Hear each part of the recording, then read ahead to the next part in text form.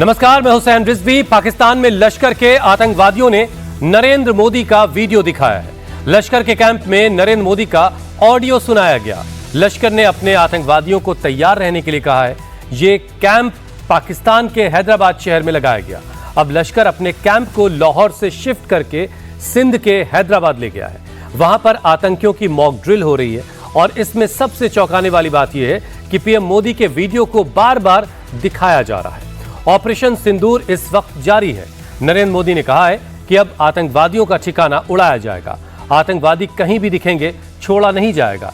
आतंकवादी दिख गए हैं और पाकिस्तान को साफ पता लग गया है कि इस बार मोदी छोड़ने वाले नहीं हैं। लश्कर-ए-तैयबा के हेडक्वार्टर में आतंकियों के बीच मोदी का वीडियो क्यों चल रहा है?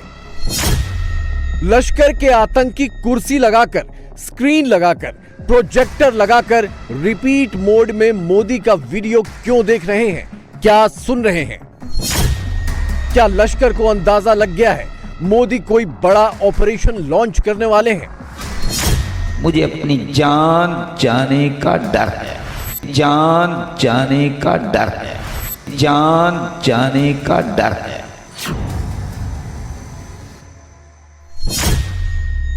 लश्कर के टॉप कमांडर को अपनी जान जाने का डर क्यों सता रहा है? हाफिज सईद का राइट हैंड अमीर हमजा कैमरे पर आकर क्यों रो रहा है? मैं नहीं बचूंगा, नहीं बचूंगा, मैं नहीं बचूंगा, नहीं बचूंगा,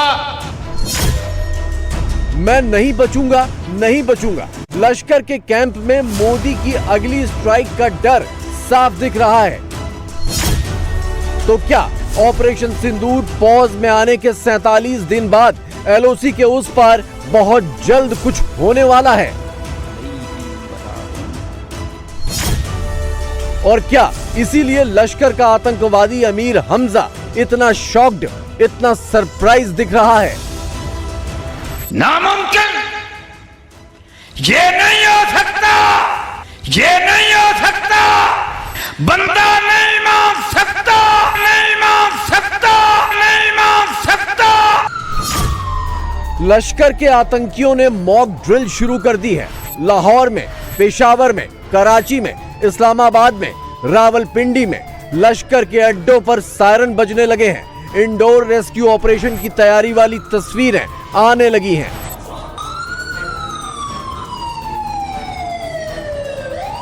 हिंदुस्तान की एयर स्ट्राइक के बीच कैसे बचना है, कैसे जमीन पर लेटना है, कैसे घायल आतंकी को फर्स्ट एड देना है, सबकी प्रैक्टिस अभी से शुरू हो गई है।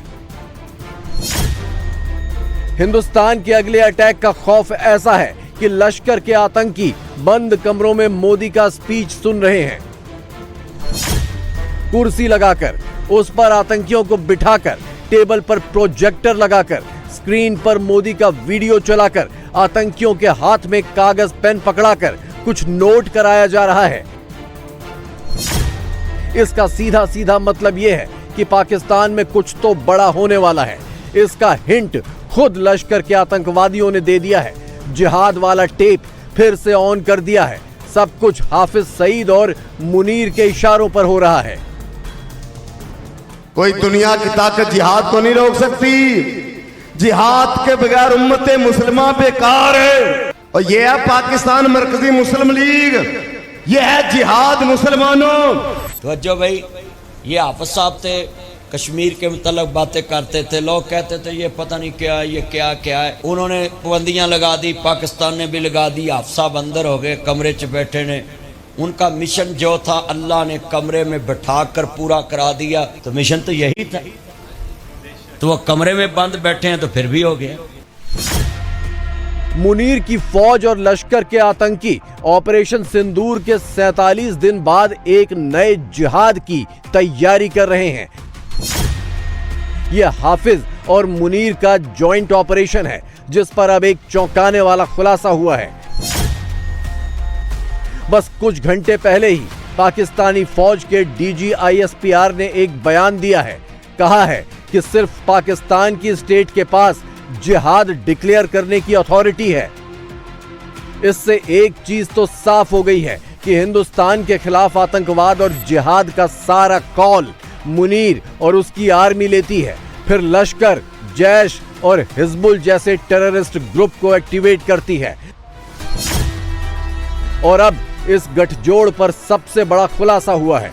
खुलासा करने वाला कोई और नहीं, लश्कर ए तैयबा की पॉलिटिकल विंग, पाकिस्तान मरकजी मुस्लिम लीग का लीडर या कहें कि आतंकवादी फैसल नदीम है, जिसने पहली बार कैमरे पे आकर कबूला है कि लश्कर और जमात-उद-दावा के बैन होने के बाद पाकिस्तानी फौज के इशारों पर ही हाफिज सईद ने पाकिस्तान मरकजी मुस्लिम लीग बनाई। ये आतंकवादी तो बाकायदा ये तक कह रहा है कि मुनीर जो ऑर्डर देता है PMML हर वो काम करती है।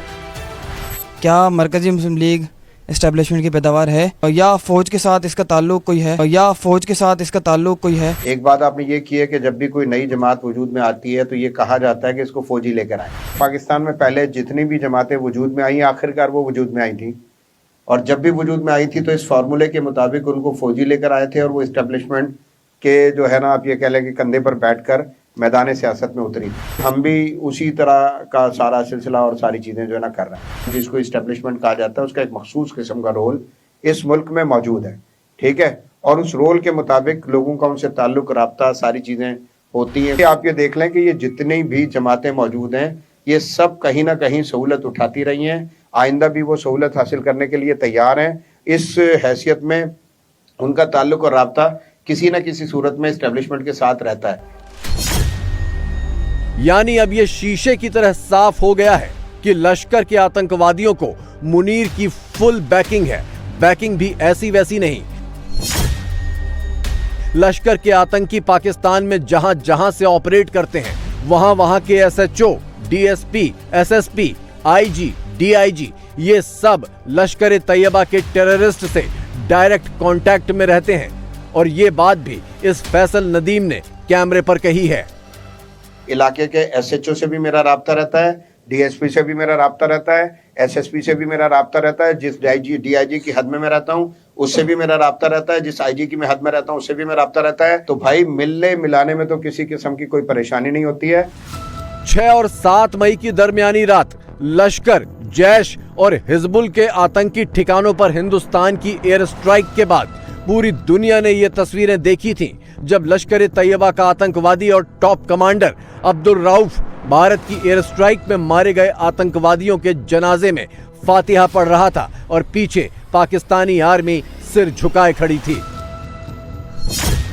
और अब इसमें एक और ट्विस्ट आ गया है। पहलगाम हमले के मास्टरमाइंड और लश्कर के आतंकी सैफुल्लाह कसूरी को डिफेंड करने के लिए लश्कर ए तैयबा ने अब अपने एक दूसरे आतंकवादी को काम पर लगा दिया है, और उस आतंकवादी का नाम है मुजम्मिल हाशमी, जो यूनाइटेड नेशन से प्रतिबंधित लश्कर का आतंकवादी है और इन दिनों पाकिस्तानी मीडिया के पॉडकास्ट में छाया हुआ है। पाकिस्तानी मीडिया एक आतंकवादी को गेस्ट बनाकर स्टूडियो में बुला रही है और लश्कर के फेवर में माहौल बना रही है।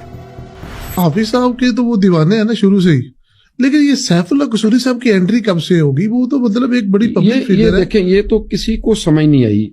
हम तो खुद हैरान हैं कि यार सैफुल्लाह साहब तो चले, इससे पहले पाकिस्तान में बहुत सारे लोगों का वो नाम लेते थे, लेकिन सैफुल्लाह साहब तो एक पॉलिटिकल चेहरा हैं। और अगर आप उनके हलके में जाके वहां से बात करें तो वहां आपको बताएंगे कि वो हफ्ते में तकरीबन 4 दिन या 5 दिन इसी हलके में गुजारते हैं। कोई जनाजा वो नहीं छोड़ते, कोई ताजियत वो नहीं छोड़ते, कोई बीमार पुरसी वो नहीं छोड़ते, और बड़ी हर दिल अजीज शख्सियत है अपने हलके।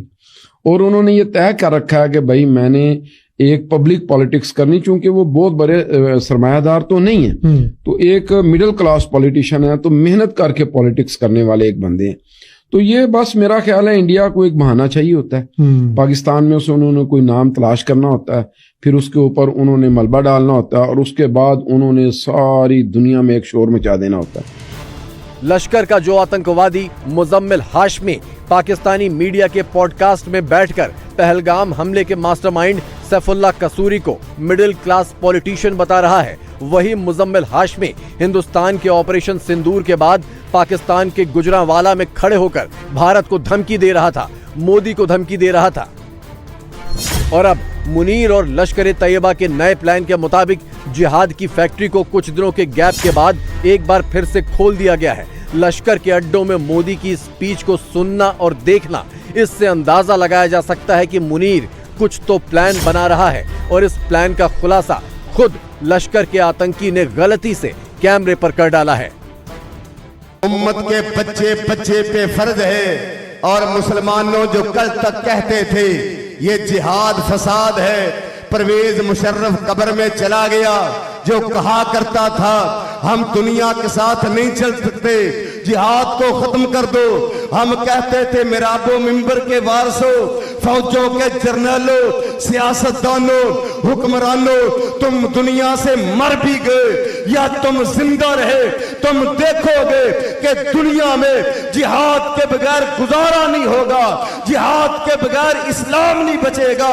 आज दुनिया के कोने कोने से आवाज आ रही है सबीलोना सबीलोना अल जिहाद अल जिहाद। कोई दुनिया की ताकत जिहाद को नहीं रोक सकती।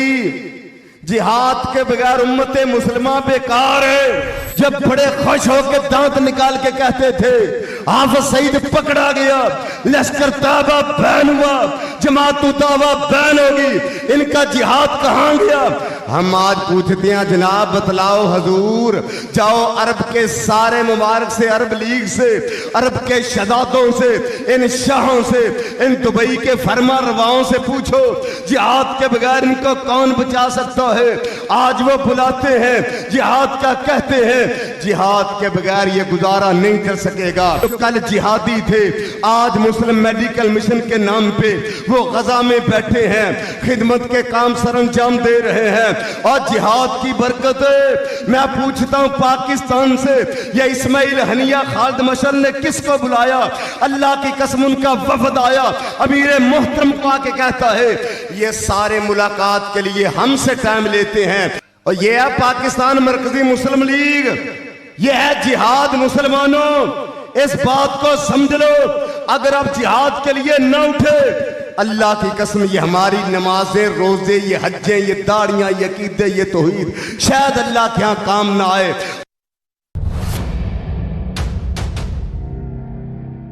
पाकिस्तान में लश्कर के आतंकी इन दिनों खुल्लम खुल्ला जिहाद की बात कर रहे हैं। हर दूसरे दिन रैलियां कर रहे हैं, सीक्रेट मीटिंग्स कर रहे हैं।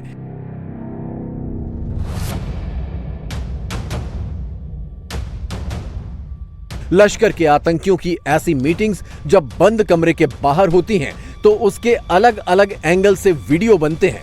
किसी वीडियो में आतंकियों को वर्जिश करते दिखाया जाता है, कहीं कैमरा ऑपरेट करते दिखाया जाता है, कहीं स्विमिंग पूल में तैरते हुए दिखाया जाता है।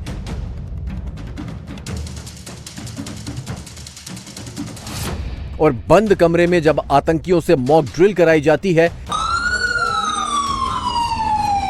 हिंदुस्तान के हमले से बचने का तरीका बताया जाता है, तो देख लीजिए क्या क्या सिखाया जाता है। सबूत नंबर 1, घायल आतंकवादी को रेस्क्यू कैसे करना है। पाकिस्तान में इसकी ट्रेनिंग अभी से दी जा रही है। 2 आतंकी कुर्सी पर बैठे हैं, तीसरा जमीन पर लेटा पड़ा है और चौथा बचाने वाले के रोल में है और स्क्रीन पर रेस्क्यू लिखा है। अब सबूत नंबर 2 देखिए। स्क्रीन पर हिंदुस्तानी मिसाइल की स्ट्राइक के बाद जब आग लगे उस हालात में क्या क्या करना है, पानी, फोम, ड्राई केमिकल, कब क्या इस्तेमाल करना है, सब सिखाया जा रहा है। सबूत नंबर 3 देखिए। लश्कर के आतंकियों को मोटिवेट करने के लिए स्क्रीन पर बाकायदा DGISPR का वीडियो चलाया जाता है, ऑडियो सुनाया जाता है। सबूत नंबर 4 और 5 देखिए। लश्कर के टेररिस्ट को भारत पर हमले में इस्तेमाल किए गए पाकिस्तानी टैंक, तोप, गोले और पाकिस्तानी फाइटर जेट्स के वीडियो दिखाकर आगे का प्लान बताया जा रहा है। सबसे चौंकाने वाला फ्रेम तो ये है, पाकिस्तान के हैदराबाद में लश्कर के अड्डे के भीतर रिकॉर्ड किए गए 1.25 मिनट के इस वीडियो में बाकायदा नरेंद्र मोदी का वीडियो चलाकर आतंकियों को दिखाया गया, मोदी का ऑडियो सुनाया गया। यानी लश्कर यह मानकर बैठा है कि भारत की अगली स्ट्राइक किसी भी वक्त हो सकती है।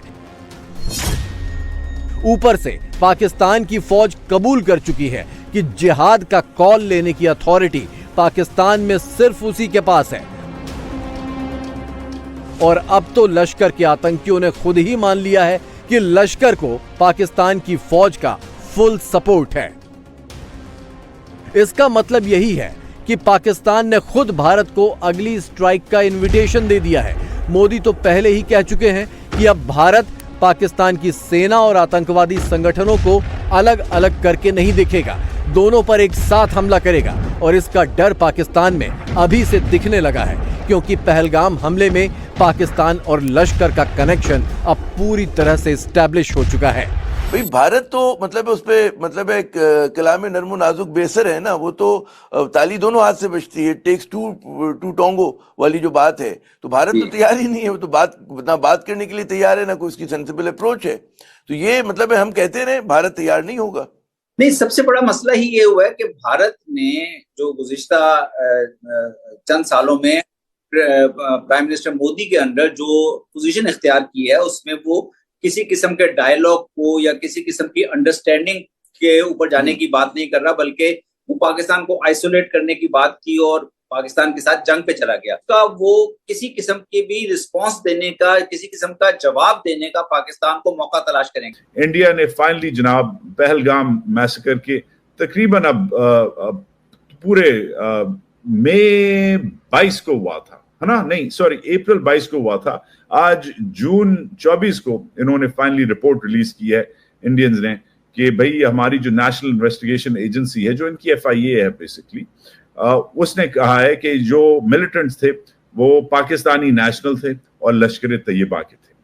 मगर इन्होंने पहले इंडस वाटर ट्रीटी और फिर operation Sindoor back to back इन्होंने जो I guess you can say acts of war ही होते हैं, ये जब किया तो टोटली ट्रस्ट जो है वो खत्म हुआ। आज जो है इनका जो मौकिफ है वो ये है कि जो पाकिस्तानी थे वो इन्वॉल्व थे। अब मामला और आगे बढ़ेगा, क्योंकि कैमरे पर पहली बार लश्कर के अड्डे के भीतर मोदी की तस्वीर दिखाई गई है, मोदी का ऑडियो सुनाया गया है। पाकिस्तान के हैदराबाद में लश्कर जो प्लान बना रहा है, उस प्लान की एक एक डिटेल यकीनन मोदी के पास आ चुकी होगी और मोदी की अगली स्ट्राइक का डर रह रहकर पाकिस्तान को सता रहा है। पाकिस्तान की नेशनल असेंबली से लेकर बंद कमरों में यही चर्चा हो रही है कि मोदी हमला करने ही वाले हैं।